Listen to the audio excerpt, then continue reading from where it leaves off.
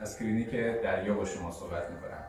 امروز می‌خوایم یه ویدئوی کوتاه ضبط کنیم در مورد انواع بیماری‌های دهان دندان.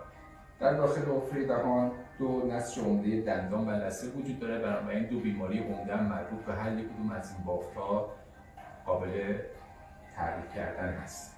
اولین بیماری که بخوایم راجع بهش صحبت بکنیم بیماری‌های مربوط به لثه هست. لثه‌های ما باید یک بافت صورتی کمرنگی باشه که خونریزی هم نداشته باشه. وقتی یه مدتی از عدم کنترل پلاک میگذره، لثه‌ها دچار ورم میشن، رنگشون قرمز میشه و خونریزی شروع میشه.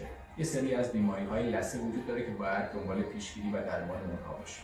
در مورد دندان‌ها چون نسج سخت هست، مسئله عمده اینه که با تمیز کردن دندون‌ها جلوی ترشح اسید میکروب‌ها رو بگیریم و نذاریم که به پوسیدگی مبتلا بشیم. پوسیدگی دندانی همونطوری که ملاحظه می‌کنید باعث تخریب شدید نسل دندون میشه و اگر سریع به دادش نرسیم و کنترلش نکنیم به اثر دندون خواهد رسید و بعد درمان‌های پیچیده‌ای مثل عصب‌کشی رو خواهیم داشت.